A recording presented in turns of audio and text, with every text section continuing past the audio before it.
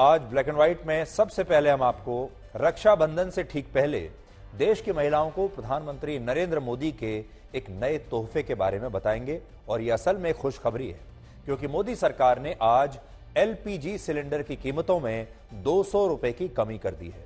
इसलिए आज इस फैसले का एक ब्लैक एंड व्हाइट विश्लेषण हम आपके लिए करेंगे और यह भी बताएंगे कि क्या यह फैसला सरकार ने चुनाव से ठीक पहले महंगाई कम करने के लिए किया है, क्योंकि केंद्र सरकार के इस फैसले से देश के उन 31 करोड़ 40 लाख परिवारों को फायदा होगा जो डोमेस्टिक यानी घरेलू कामों के लिए एलपीजी सिलेंडर का इस्तेमाल करते हैं, जिनकी रसोइयों में एलपीजी सिलेंडर का इस्तेमाल होता है।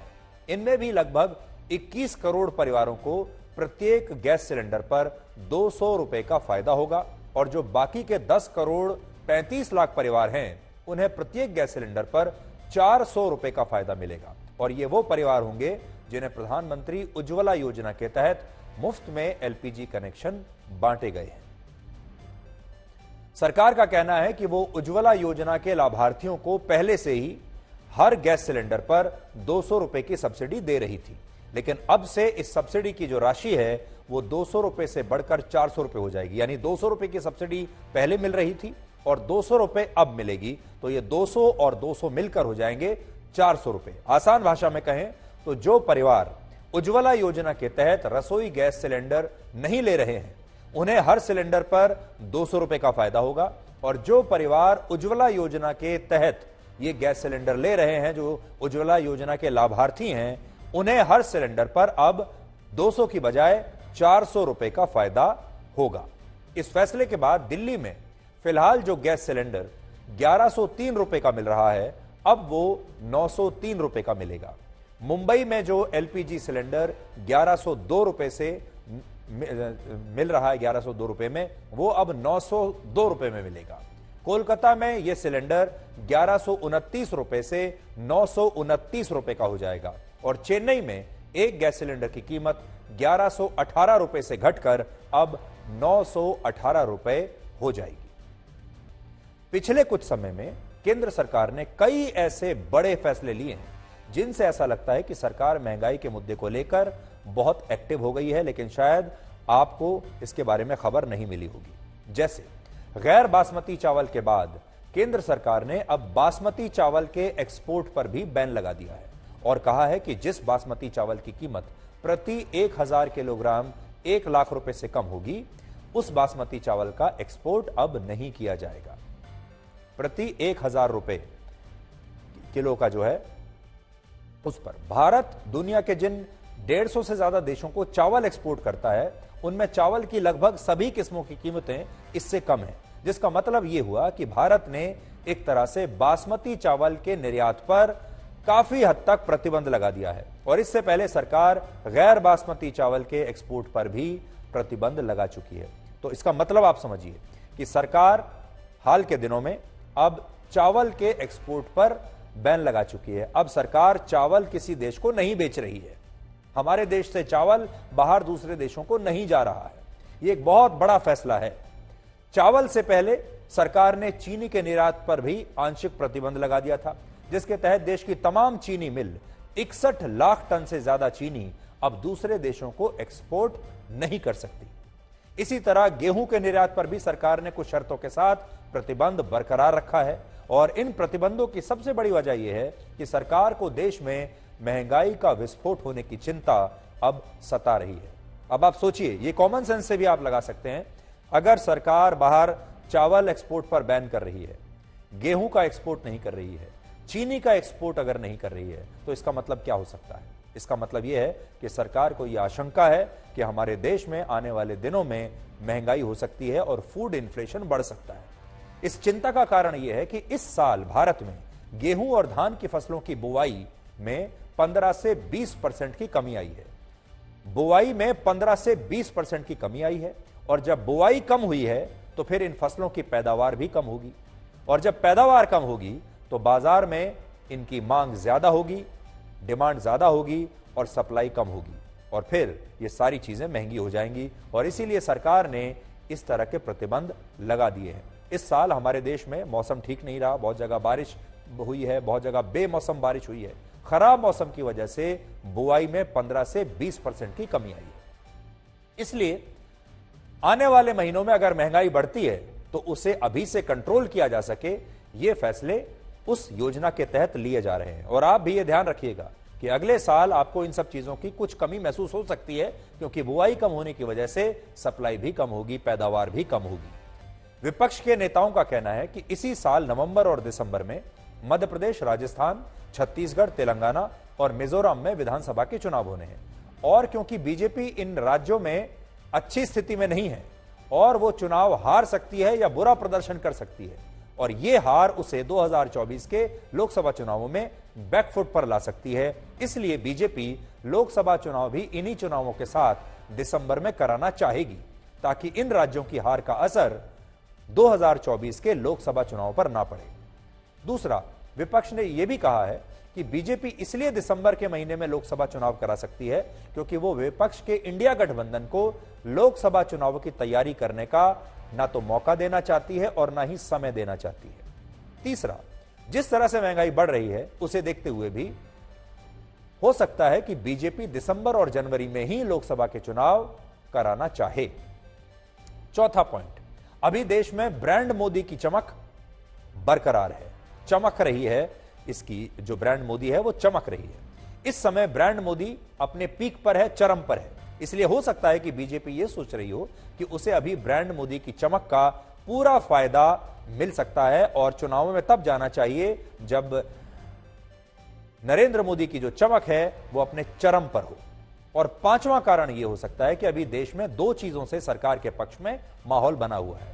पहला है चंद्रमा पर चंद्रयान 3 की सफलता, और दूसरा है सितंबर महीने में होने वाला G20 समिट। ये दो ऐसी उपलब्धियां हैं जिन्होंने इस समय मोदी सरकार के पक्ष में माहौल बनाकर रखा हुआ है। और जब लोग G20 की भव्यता देखेंगे, जब लोग देखेंगे कि दुनिया भर के बड़े बड़े नेता यहां भारत में, दिल्ली में आ रहे हैं, तो उससे भी एक माहौल सकारात्मक बनेगा और वो मोदी सरकार के पक्ष में जाएगा।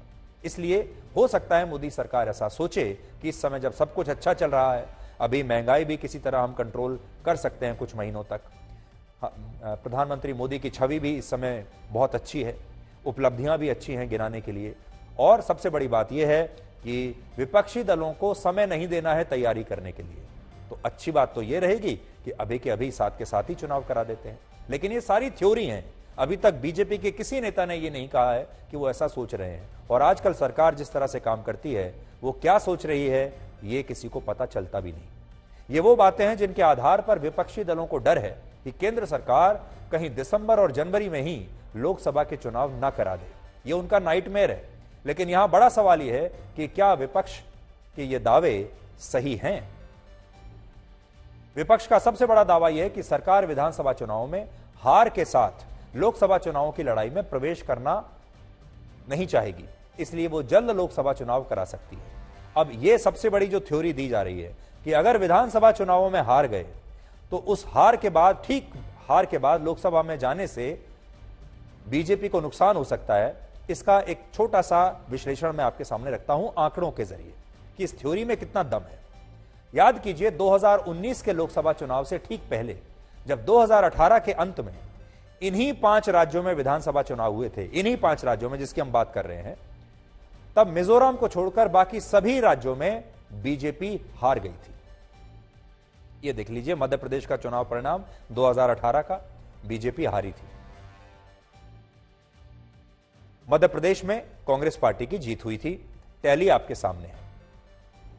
राजस्थान के विधानसभा चुनाव में भी कांग्रेस पार्टी को पूर्ण बहुमत मिल गया था, आपको याद होगा जब अशोक गहलोत मुख्यमंत्री बने। छत्तीसगढ़ में भी बीजेपी को बहुत बड़ी हार मिली और वहां भी कांग्रेस की सरकार बन गई। तेलंगाना में भी बीजेपी हारी और मिजोरम में भी उसे 1 सीट पर जीत मिली और एनडीए के सहयोगी दल की मदद से वहां सरकार किसी तरह बनी। और 2019 के लोकसभा चुनाव में पहले बीजेपी इन सभी राज्यों में हार चुकी थी, लेकिन उसने उस समय दिसंबर या जनवरी में लोकसभा के चुनाव नहीं करवाए। 2019 की बात बता रहा हूं, बल्कि वो इस हार के साथ लोकसभा चुनाव में उतरी और इन्हीं राज्यों में बीजेपी ने 2019 में जबरदस्त प्रदर्शन किया था। मध्य प्रदेश की 29 में से 28 लोकसभा सीटें बीजेपी ने जीती थी विधानसभा चुनाव हारने के बाद। राजस्थान में कुछ महीने पहले विधानसभा चुनाव हारने के बाद बीजेपी ने लोकसभा चुनाव में सारी की सारी सीटें जीतकर क्लीन स्वीप कर दिया था। छत्तीसगढ़ में भी बीजेपी 11 में से 9 लोकसभा जीती। तेलंगाना में भी वो 17 में से 4 लोकसभा सीटें जीती, जबकि विधानसभा चुनाव में कुछ महीने पहले ही उसे जो है हार मिली थी। तो विधानसभा चुनाव में हार के बाद भी लोकसभा चुनाव में बीजेपी ने इन 5 राज्यों में जबरदस्त प्रदर्शन किया था। इसलिए विपक्ष की ये जो थ्योरी है ये पूरी तरह सही नहीं है। पिछले हफ्ते हमने आपको इंडिया टुडे और सी वोटर का एक सर्वे दिखाया था, जिसमें लोगों से पूछा था कि अगर आज लोकसभा के चुनाव हो जाएं तो क्या होगा।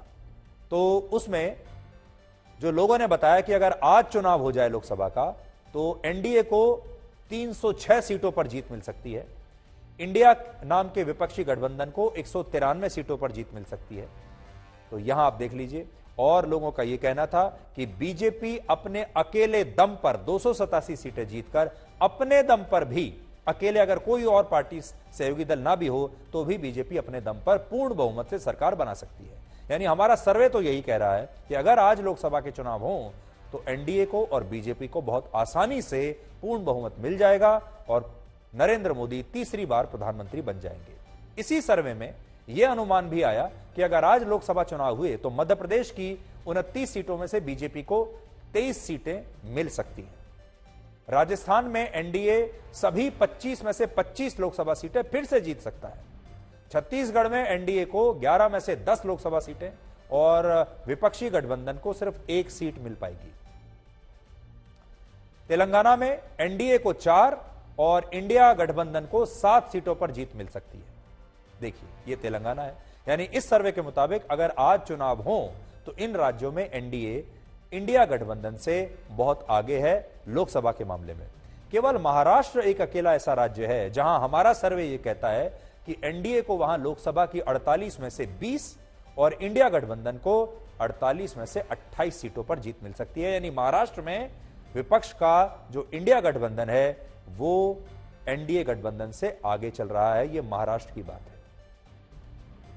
शुरुआत हम इन तस्वीरों से करना चाहते हैं जो उन 2 भाइयों की तस्वीरें हैं जिन्होंने इस देश में लगभग 35,000 करोड़ रुपए का घोटाला किया है, लेकिन जब इन्हें गिरफ्तार करके मुंबई की एक जेल में बंद किया गया तो वहां इन्होंने पूरी जेल को ही खरीद कर अपनी जेब में रख लिया। इन दोनों भाइयों को वधावन ब्रदर्स कहते हैं क्योंकि एक भाई का नाम है कपिल वधावन और दूसरे भाई का नाम है धीरज वधावन।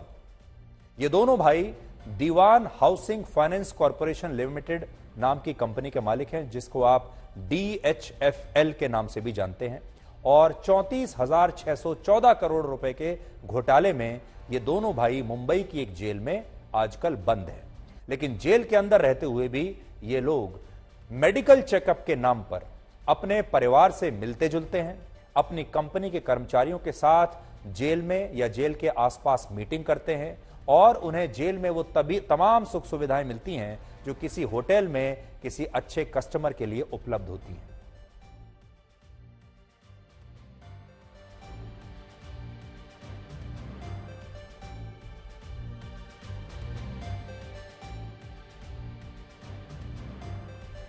जेल के अंदर की ये देखिए, ये जो तस्वीरें आप देख रहे हैं, हमारी स्पेशल इन्वेस्टिगेशन टीम ने अपने कैमरे में ये तस्वीरें रिकॉर्ड की हैं, जिसमें आप देख सकते हैं कि जब इन लोगों को अस्पताल लाया जाता है तो इन लोगों के लिए बाहर से खास तौर पर इनका मनपसंद खाना आता है, इन्हें इस्तेमाल करने के लिए मोबाइल फोन मिल जाता है, लैपटॉप मिल जाता है, तमाम तरह के इलेक्ट्रॉनिक उपकरण इन्हें दे दिए जाते हैं और ये सब कुछ जेल प्रशासन की मदद के बिना हो नहीं सकता। तो ये तस्वीरें जब आप ये देखेंगे तो ये तस्वीरें आप देखिए कि जब ये दोनों भाई क्या करते हैं, ये कहते हैं कि हमारी तबीयत खराब है। तबीयत खराब होने के नाम पर इन्हें अस्पताल लाया जाता है, अस्पताल में ये अपनी जांच कराते हैं। अस्पताल के बाहर बहुत सारी बड़ी बड़ी लग्जरी गाड़ियां खड़ी होती हैं जो इन्हीं की गाड़ियां हैं, और चेकअप कराने के बाद ये लोग अपनी गाड़ियों में जाकर बैठ जाते हैं। एयर कंडीशन गाड़ियों में एसी चलाकर ये बैठते हैं, वहां पर इनके लिए इनका मनपसंद खाना लाया जाता है, ये अपनी मीटिंग्स करते हैं, अपने कागजात देखते हैं, अपने परिवार से मिलते हैं। ये सारी तस्वीरें हमारी स्पेशल इन्वेस्टिगेशन टीम ने आज इनके लिए रिकॉर्ड की है और आप देख सकते हैं कि पूरा पूरा दिन ये अस्पताल के बाहर इस तरह से रहते हैं और इनका काम बिल्कुल वैसे ही चलता है जैसे किसी आम आदमी का कोई काम चलता रहता है। ये यहां अपने दफ्तर के काम भी कर लेते हैं, परिवार से भी मिल लेते हैं, बच्चों से भी मिल लेते हैं और अपना मनपसंद खाना भी खा लेते हैं। ये देखिए, हालांकि ये पहली बार नहीं है जब इन लोगों ने देश के सिस्टम से खिलवाड़ किया है। इसी साल जुलाई के महीने में धीरज वधावन ने मेडिकल ग्राउंड पर विशेष अदालत में जमानत की अर्जी दी थी, लेकिन अदालत ने उसकी जमानत याचिका इसलिए खारिज की क्योंकि वर्ष 2021 में उसने अपनी एक पेंटिंग बेचने के लिए जमानत का दुरुपयोग किया था। इन दोनों भाइयों के खिलाफ इस समय कई मामलों में सीबीआई और ईडी जैसी देश की बड़ी जांच एजेंसियां जांच कर रही हैं, लेकिन विडंबना देखिए कि ये लोग जेल के अंदर रहते हुए भी सिस्टम से कितना खिलवाड़ करते हैं और ये सब कुछ हो रहा है इनके पैसे की ताकत के बल पर।